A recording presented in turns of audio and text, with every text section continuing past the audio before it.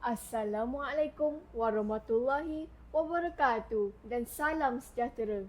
Selamat datang ke podcast SKC Media. Hari ini kita akan membincangkan tajuk maksud puasa bersama saya, Ustaz Fagli. Assalamualaikum Ustaz. Waalaikumsalam warahmatullahi wabarakatuh. Terima kasih atas jemputan. Ustaz, apakah itu maksud puasa? Okey, bismillahirrahmanirrahim. Maksud puasa adalah seperti yang kita semua tahu, puasa adalah ibadah rukun keempat dalam rukun Islam.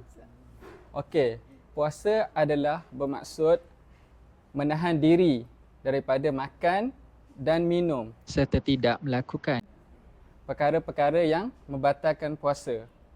Bermula dari terbitnya fajar sehingga terbenamnya matahari. Niat kerana Allah Subhanahu Wa Taala.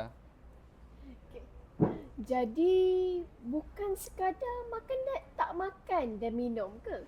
Ya, betul Maira. Selain daripada makan dan minum, kita juga perlu menjaga percakapan kita, lisan kita, perbuatan kita dan akhlak kita di bulan yang suci ini. Apakah hikmah berpuasa bagi murid sekolah? Okey Maira. Hikmah berpuasa bagi murid adalah murid akan sedar dan murid akan lebih faham bahawasanya bulan puasa adalah bulan yang suci. Bulan yang mulia daripada bulan-bulan yang lain. Jadi murid akan memikul tanggungjawab dan lebih berhati-hati di dalam kehidupan seharian mereka dan mereka akan menjaga percakapan, perbuatan dan akhlak mereka. Kalau terlupa lepas tu makan masa puasa, batal ke? Okey Maira, soalan yang baik.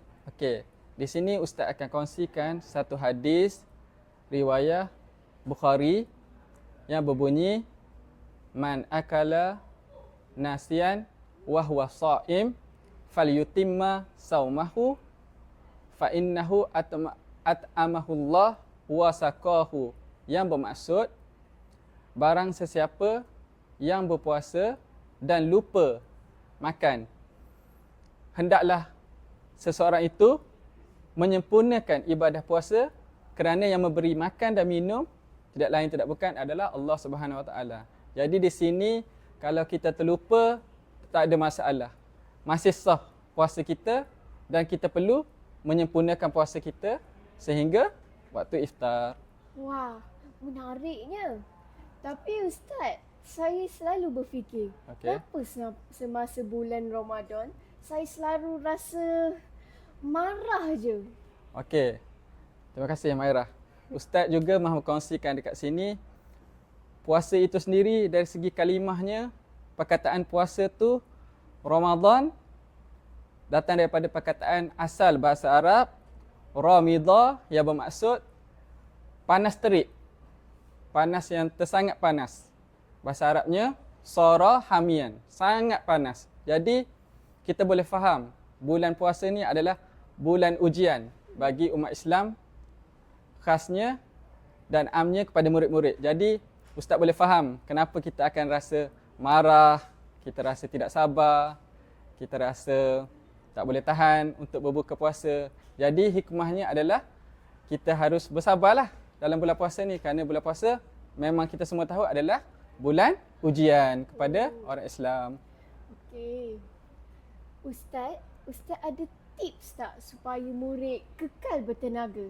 Okey, bagi Ustaz, tips untuk kekal bertenaga di bulan puasa ni sangatlah mudah. Yang pertama adalah kita mengamalkan sunnah-sunnah yang Rasulullah SAW telah sarankan kepada kita semua. Yang pertama, Ustaz boleh kongsi, kita boleh bermula daripada iftar juga, kita boleh dah start, kita dah boleh mula untuk makan makanan yang berkhasiat dan sihat seperti kurma, susu, madu, dan selepas tarawih kita makan makanan yang berkhasiat lah. Jangan makan makanan junk food, jangan makan makanan snack semua tu kerana nanti kita akan haus pada keesokan harinya dan pada waktu sahur pula, Ustaz sarankan kita melewatkan sedikit sahur kita dan kita makan makanan yang berkhasiat seperti kurma, susu, kismis dan madu. Alhamdulillah. Banyak ilmu yang kita telah peroleh hari ini. Terima kasih Ustaz Fadli atas perkongsian yang bermanfaat. Sama-sama. Ini podcast SKC Media. Suara kita inspirasi semua. Assalamualaikum.